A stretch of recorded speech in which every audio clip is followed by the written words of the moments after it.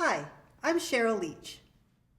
In this problem, we're going to discuss the continuity of the function the square root of 49 minus x squared on a closed interval from -7 to +7. Okay, well, let's take a look at our function to begin with. I notice that it's a composite function. So when I talk about continuity, I have to consider the continuity of both pieces, the inside function, 49 minus x squared, as well as the outside function, which is root x. So let's take a look at that inside piece first of all. 49 minus x squared. Okay? That's continuous everywhere. It's just a polynomial. The outside function is the root function. Okay? It's going to be continuous everywhere that it's defined because I can't take the square root of a negative number.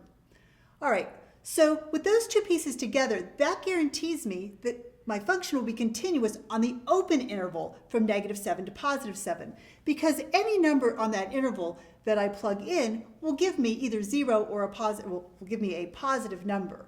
So I'm guaranteed to have anything on the open interval from -7 to +7 as being continuous. Now we have to check the endpoints. So let's go ahead and see what happens at -7. So let's check x equals -7.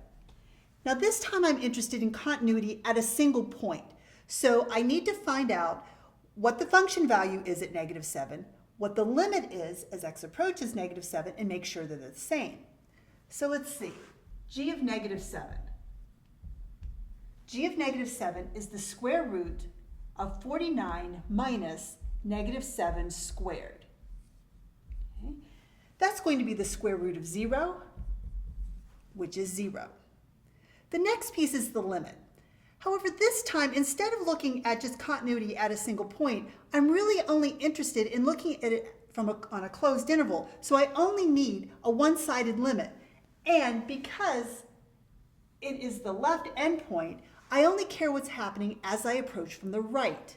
So I'll look at the limit as x approaches -7 from the right-hand side of square root of 49 minus x squared. Okay?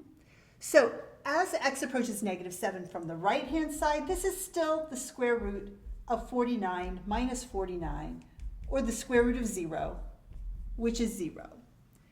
The third thing I have to make sure is that those two results are the same, and they are.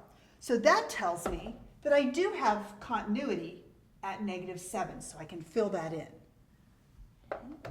Let's go ahead and check the other endpoint. Let's see what happens when x equals a +7. Again, I have three things I have to consider. First of all, what's g of 7? Well, g of 7 is just the square root of 49 minus 7 squared, which again is 49 minus 49, or the square root of 0, which is 0. This time when I do the limit, again, because I'm looking on the closed interval, I'm going to be approaching 7, but I'm really only interested in approaching 7 from the left side. So I'll take the limit as x approaches 7 from the left of the square root of 49 minus x squared. And again, this will be evaluated as the square root of 49 minus 7 squared, which is the square root of 0. Again, to make sure that it's continuous at the point 7, I need to make sure that those two results are the same, and they are, which means that I can fill in this point as well, because it's continuous at that endpoint. So now I've demonstrated that my function g is continuous on the closed interval from -7 to +7. I hope that was helpful. Thanks.